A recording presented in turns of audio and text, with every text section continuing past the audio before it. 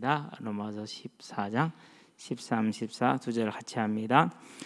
그런즉 우리가 다시는 서로 비판하지 말고 도리어 부딪힐 것이나 거칠 것을 형제 앞에 두지 아니하도록 주의하라. 내가 주 예수 안에서 알고 확신하노니 무엇이든지 스스로 속된 것이 없으되 다만 속되게 여기는 그 사람에게는 속되니라. 아멘. 저는 23절까지 오늘 끝낼 수 있을 줄로 알았어요. 그랬는데 이게 최소 2시간, 많으면 3시간, 잘하면 더 갈 수도 있고 그래서 아무리 짧아도 2시간은 넘게 가겠구나 라는 생각을 해서 아주 가볍게 조금씩 해 나가도록 하겠습니다. 이제 저와 여러분들이 이제 결국은 서로 비판하지 않되 거칠 것을 두지 마라. 그 말은 무슨 말입니까? 자유에 대한 얘기죠. 그렇죠?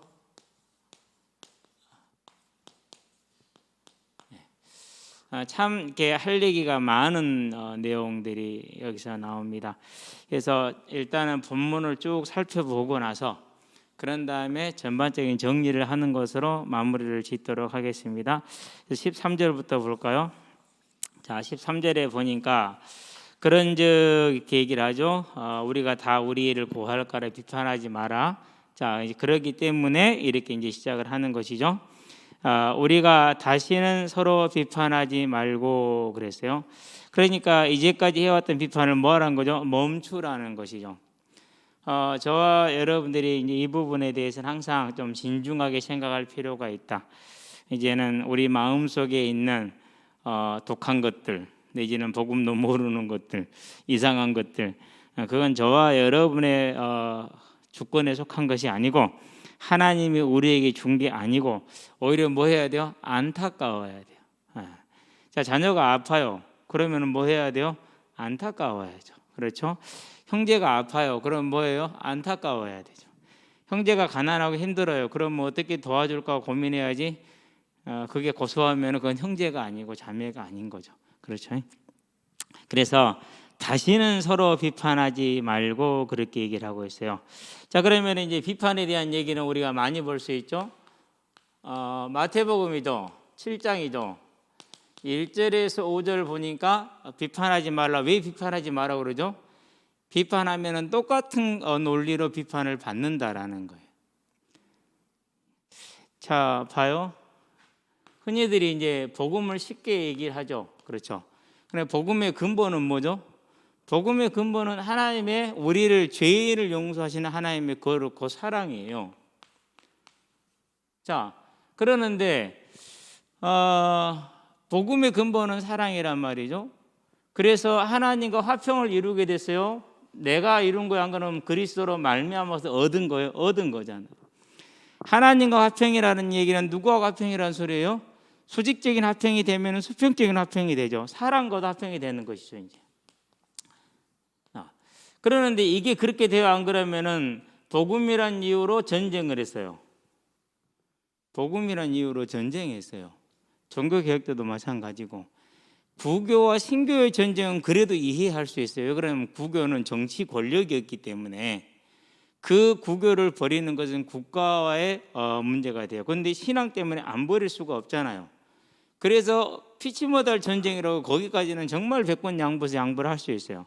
그런데 나중에는 이제 신교끼리 싸워요. 물론 이제 뭐 재영접설이라든가 뭐 재세례파라든가 이런 것들이 나와요.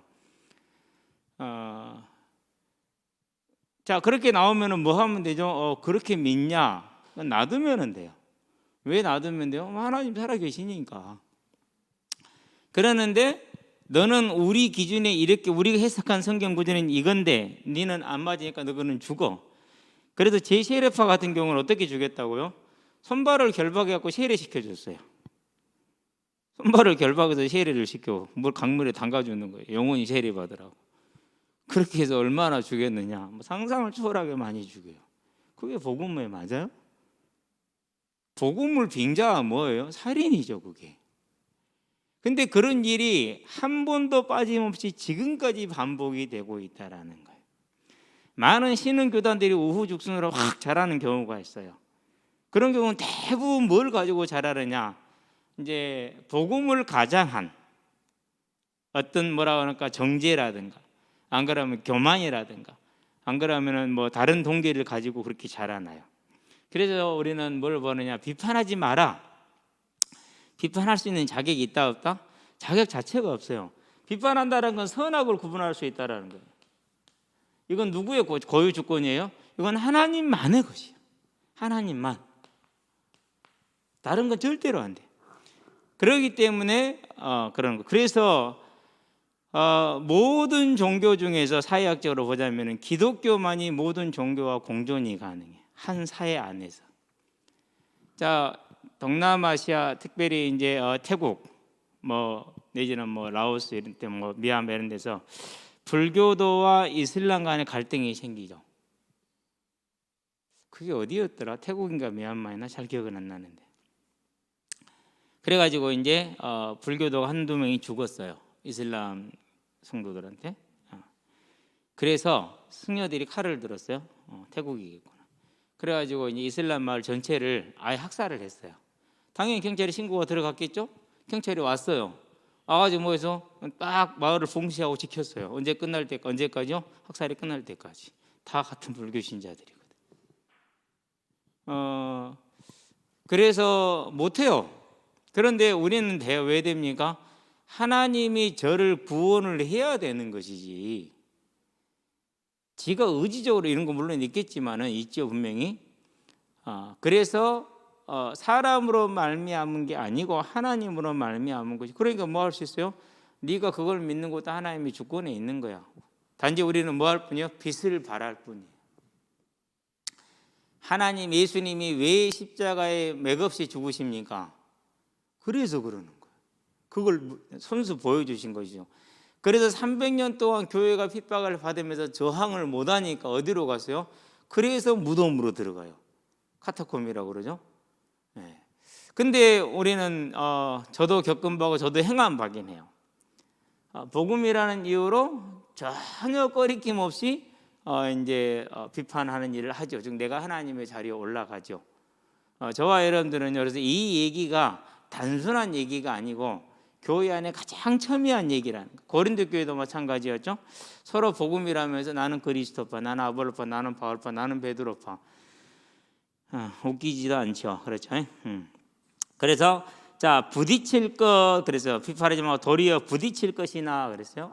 자 부딪힌단 말은 무슨 말입니까?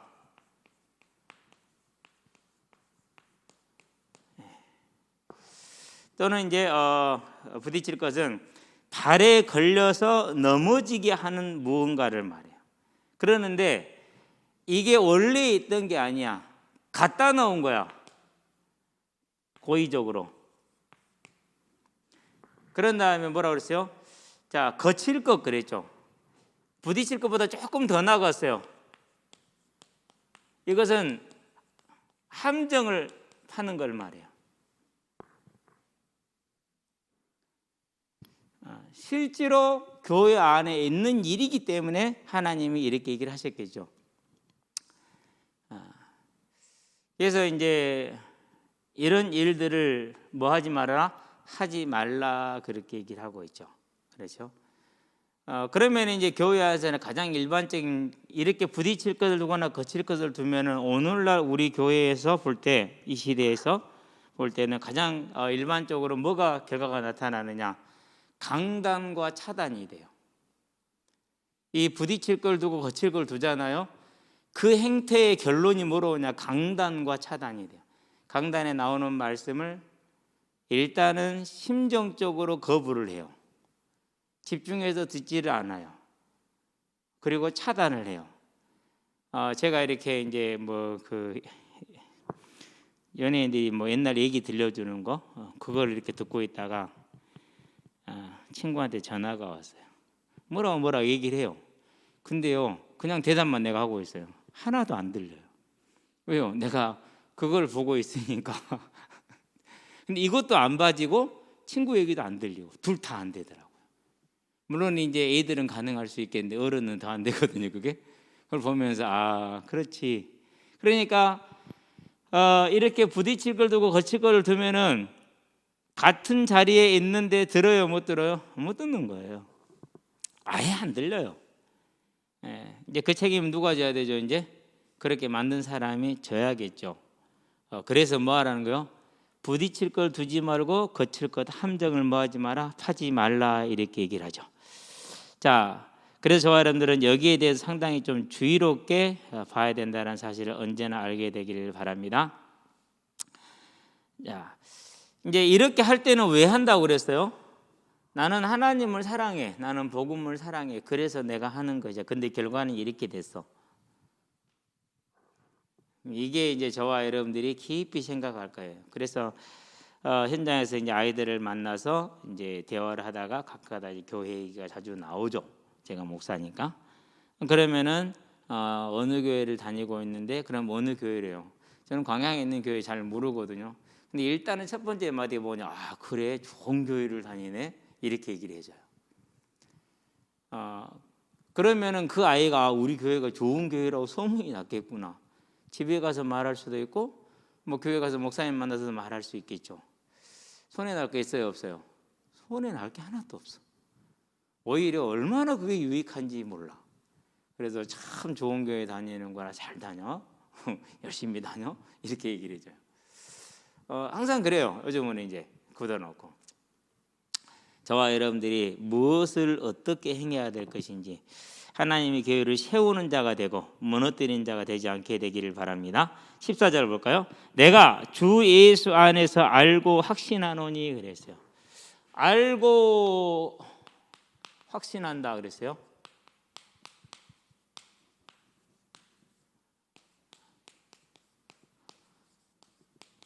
이게 수동태예요. 의지적으로 갖게 되는 것이 아니죠. 결과적으로 뭐 해야 되는 거예요? 오게 되는 거죠. 결과적으로.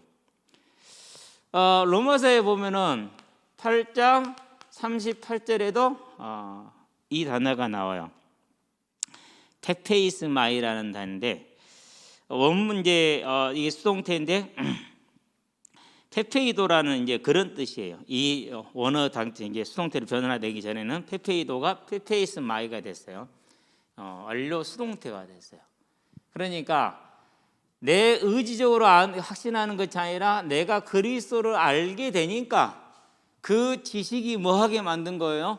확신이 하게 만드는 거예요. 그래서 알고 확신하는 이렇게 쓰고 있는 이유가 거기에 있는 거예요. 복음을 바르게 인식을 하면은 갖게 되어지는 확신이죠. 로마서 8장 38절에도 그렇게 말을 하잖아요. 내가 확신하노니 사망이나 생명이나 천사들이나 권세들이나 현재일이나 장래일이나 능력이나 그 또 높음이나 낮음이나 다른 어떤 피조물이라도 우리를 우리 주 예수 안에 있는 그리스도 예수 안에 있는 사랑에서, 하나님의 사랑에서 끊을 수 없다, 이렇게 얘기하잖아요. 거기서도 이 수동태를 사용을 하고 있어요. 제가 확인을 한번 해봤어요. 궁금해가지고. 왜 확신한단 말이 또 나오니까. 근데 똑같이 페페로스마 이렇게 나오더라고요. 수동태로 같이 쓰고 있어요. 그리스도의 지식을 알게 됨으로 인해서 자연스럽게 내와지는 분명한 확신을 지금 말하는 것이죠. 무엇이든지 스스로 속된 것이 없다 그랬어요.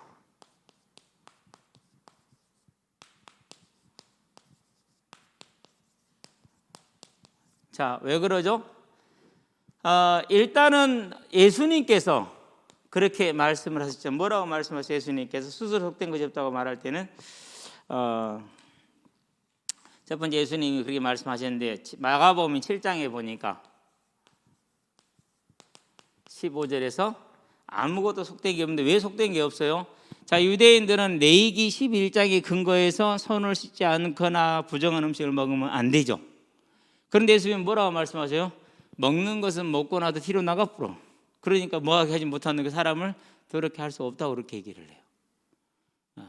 그러는데 나오는 게 있어. 위로 나오는 거, 아래로 나가는 거 말고. 그게 뭐예요? 말이야.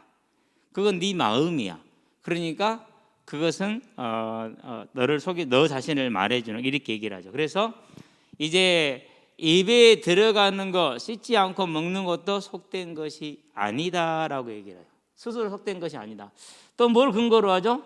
창세기 보니까 1장 31절에 하나님이 그 지으신 모든 것을 보시니 뭐였어요? 보시기에 심히 아름다웠다. 하나님이 창조물에 속된 게 있어요, 없어요? 원래 창조하신 모습은 하나도 속된 게 없어.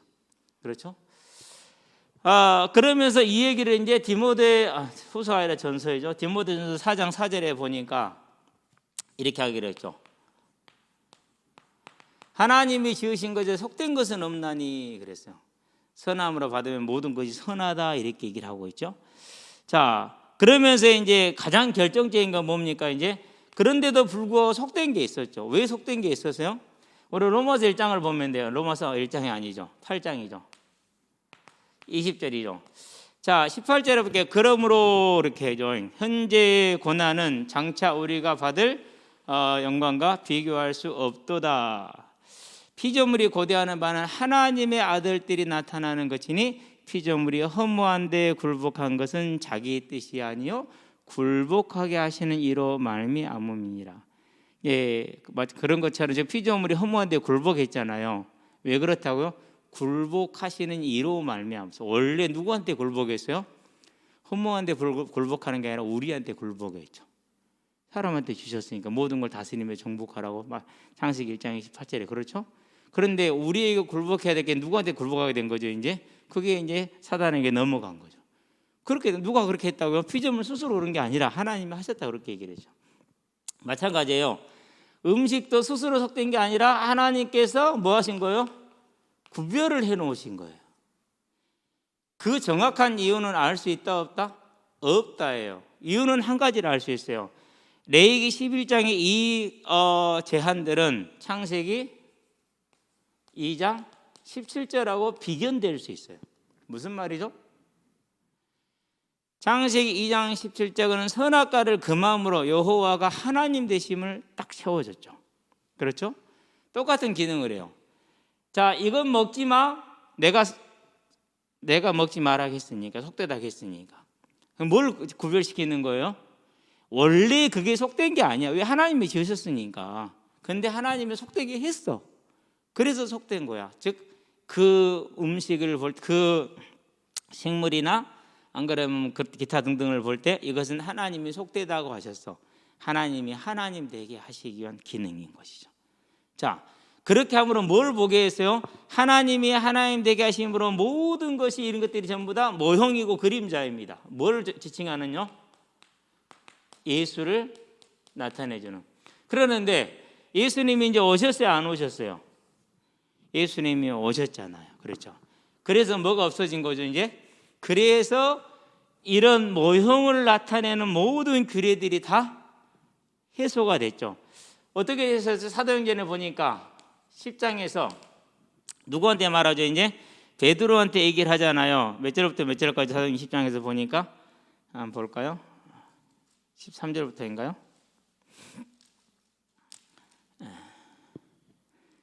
9절부터 쭉 나오는데 9절부터 16절까지. 그 중에서 15절에 뭐라고 말하고 계시죠? 내가 깨끗하게 하신 것을 하나님이 깨끗하게 했다. 자, 그러면 이제 뭐하고 배치가 돼요? 레위기 11장하고 배치가 되죠. 여기서는 금한 속된 음식들이었어요. 근데 하나님이 여기서는 뭐라고 말씀하셨어요? 깨끗하게 했다라고 얘기했어요. 무엇 때문에 그런 거예요? 모형으로서 역할을 다하고 실제 대신 예수님이 오셨기 때문에 그렇다라는 거예요. 실제 대신 예수님이 오셨으니까 이제 이것들이 모형의 사명을 끝내고 이전에 모형으로서 속되다고 함으로 해서 예수를 지칭했던 것들이 이제는 그럴 필요가 없어진 거죠. 그럼 끝난 거예요. 자, 끝났어요. 그래서 먹을 수 있어요, 없어요? 먹을 수 있어요. 먹으니까 꼭 먹어야 돼요? 아니요. 이제는 이걸 먹으면 속되다는 것이 없어졌을 뿐이에요. 먹든 안 먹든 아무 상관이 없어요. 이것이 이제 조금 더 진행을 해볼게요. 약간 좀 헷갈리는 듯한 느낌을 여러분들에게서 받는데요. 그래요. 자, 그래서 다만 속되게 여기는 사람에게는 속되니라 그랬어요.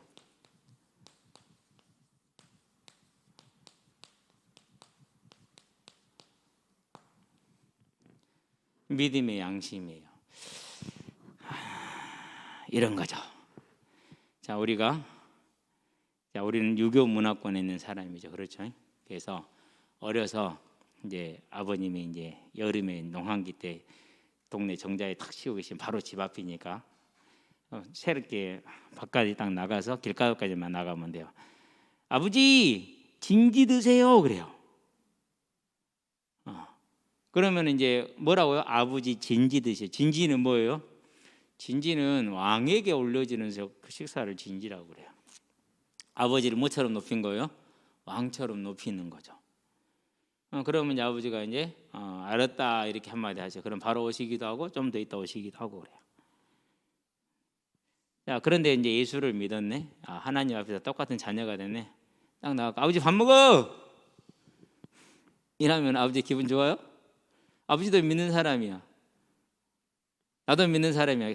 그런다고 해서 아버지가 기분 좋아요? 안 좋아요. 왜 안 좋아요?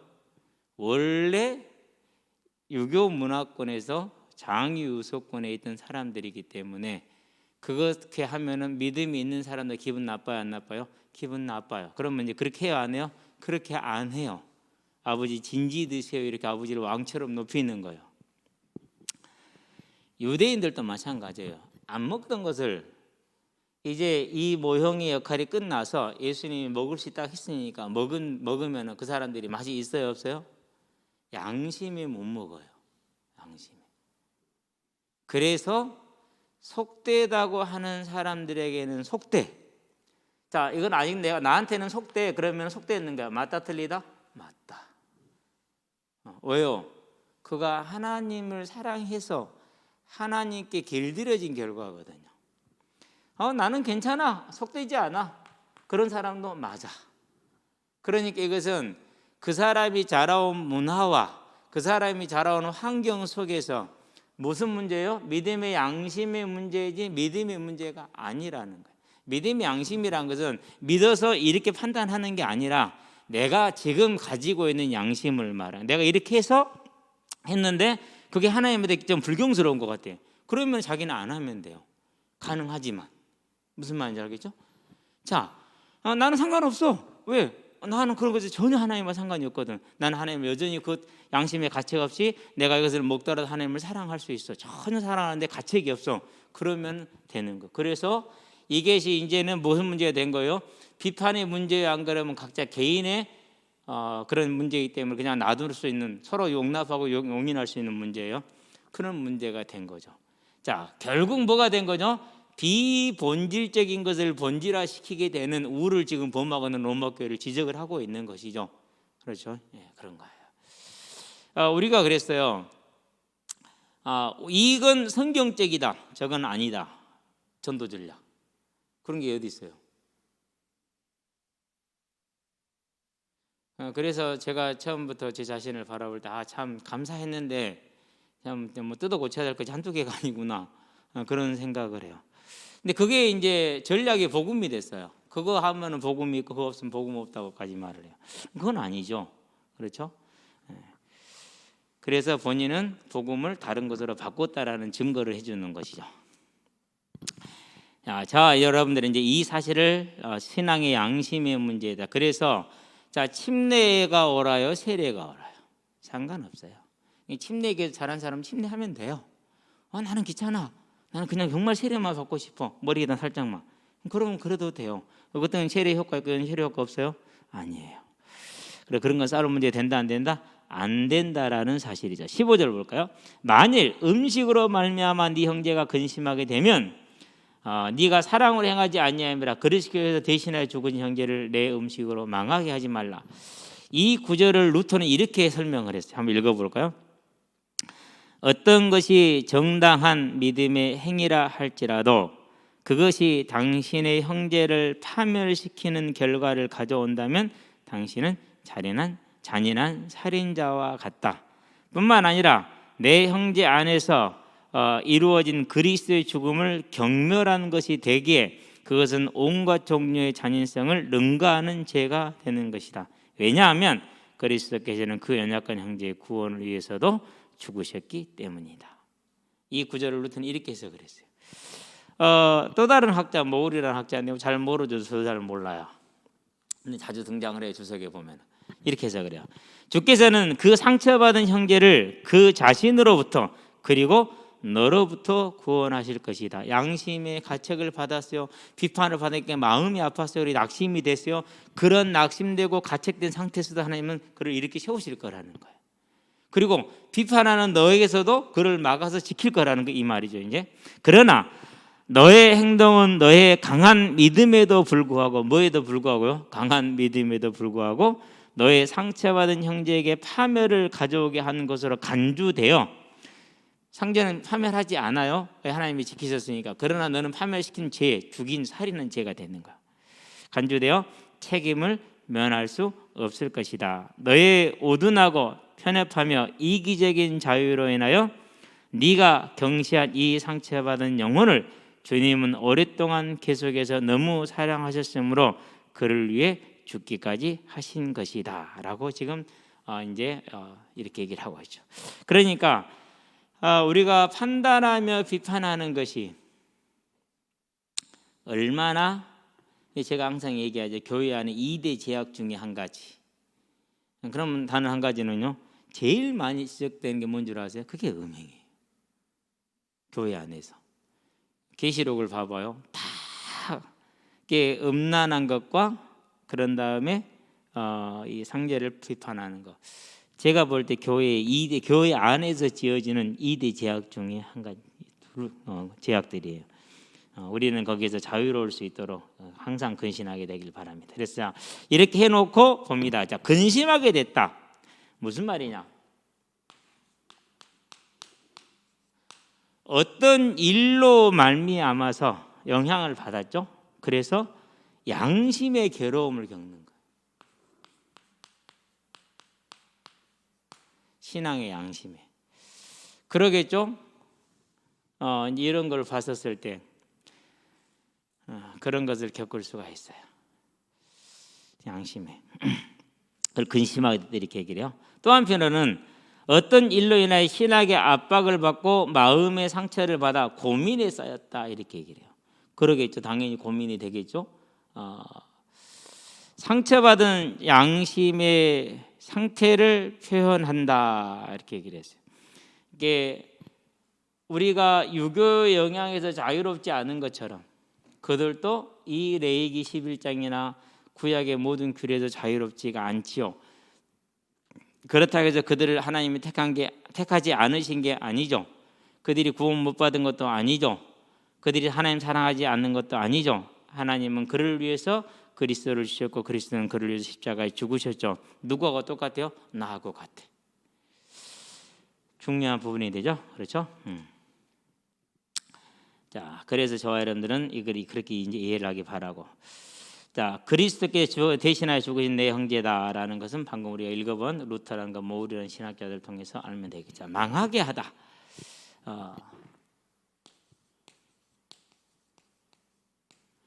분명히 모울은 망하게 하지 않는다. 하나님이 그 자신으로부터 그리고 너로부터 건질 것이라 얘기를 했잖아요.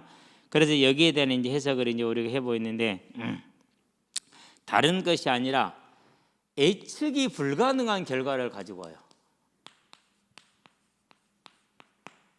그러죠. 고래 싸움에 새우등 터진다. 고래들이 싸울 때 새우등 터질까 생각을 해요? 못하잖아요.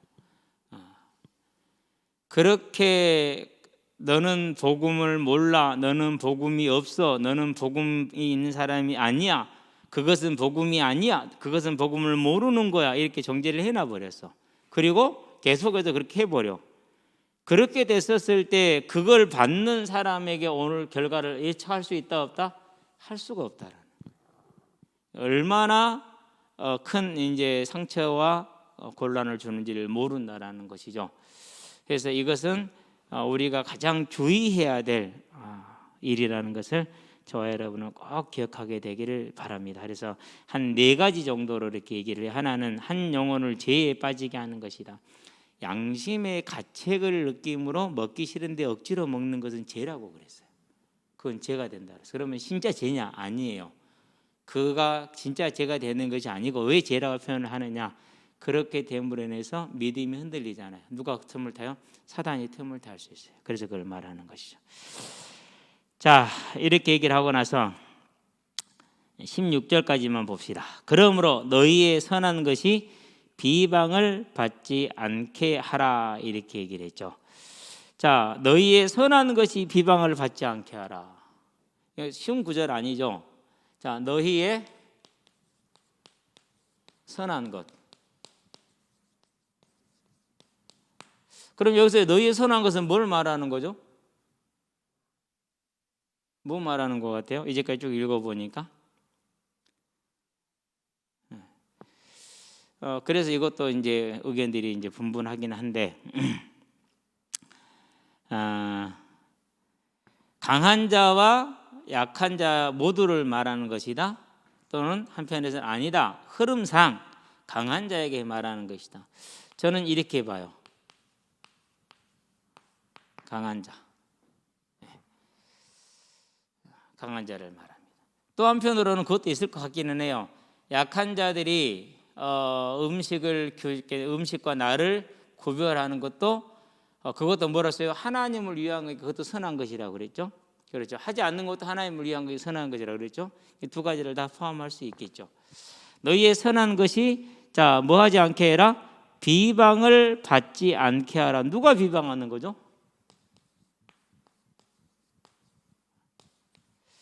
서로 비방하는 거죠. 그러겠죠? 우리가 간단하게 쉽게 생각하게요.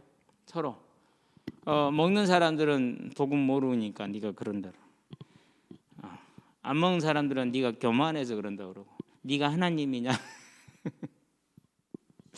그럴 수 있죠. 그러죠. 예. 그런데 누가 비방하는 거죠? 불신자들이죠. 저것들은 뭐 싸울 걸 가지고 싸워야지. 아니, 처먹기 싫으면 안 처먹으면 되지. 뭘 그걸 가지고 서로 저렇게 물어뜯고 앙숙이 돼. 안 그러겠어요? 불신자들이 그 이해가 돼요, 그게 볼 때? 저것들 적자들 희한한 종자들이 아예가 그냥 상종하면 안 돼.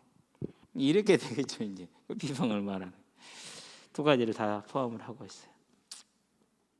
자, 오늘 여기까지 합니다. 17절부터는 이렇게 얘기가 많아요. 하나하나가 볼 것들이 이제 많고, 그래서 하고 나서 한번 전체적인 정리를 다시 한번 할 것이니까 그렇게 하면 3번 정도 하면 이제 이해가 되지 않겠느냐 이런 생각이 들어요. 기도합시다. 살아계신 아버지 하나님, 날과 음식을 지키는 자도 주를 위하여 하는 것이고, 날과 음식에 자유로운 자도 주를 사랑하여 하는 것이니, 이제 우리가 그 모든 것을 볼 때 우리의 기준, 내 기준을 주장할 것이 아니라 나를 위해서 주가 십자가에 죽으신 것처럼 저를 위해서도 주가 십자가에 죽으셨다는 사실을 보게 하시고, 하나님이 나를 사랑하셔서 건지신 것처럼 또한 저를 사랑하셔서 건지셨다라는 사실을 볼 수 있는 눈을 열어 주시옵소서. 내가 아는 바, 내가 하는 바가 기준이 아니라 십자가에 죽으신 주님이, 그 사랑이, 그분의 주권이 우리에게는 기준이 되게 하셔서 이제 우리 안에는 오직 복음의 가장 근본적인 죄인을 사랑하신 그 사랑이 우리에게 함께 있으므로, 하나님과 이룬 화평이 성도들과의 큰 화평과 즐거움으로 우리가 서로 다르고 연약하고 부족하더라도 서로를 붙들며 하나가 되어지는 생명의 연합을 이룰 수 있도록 주님 역사하시고 인도하여 주시기를 그리스도신 예수의 이름으로 기도합니다. 아멘. 이제는 우리 주 예수 그리스도의 십자가 대속의 은혜와 죄인을 위해 독생자 예수를 아끼지 않고 내어주신 하나님 아버지의 무한하신 사랑과 죄인을 생명과 의와 영화의 길로 인도하는 성령의 내주교통 역사하심이, 형제를 사랑하되 내가 주께 받은 그 사랑으로 형제를 사랑함으로 우리가 서로 하나 되는 하나님의 뜻을 이루어 아름다운 복음의 공동체를 이루고 세상의 빛과 소금으로 거듭나서 이 세상에도 이 생명의 복음을 전하는 전도자의 사명으로 주의 언약을 이룰 재림하실 때 주역으로 서게 될 우리 모든 대학 청년들과 함께하는 모든 이들 머리 위에 지금부터 영원토록 함께 계실지어다. 아멘.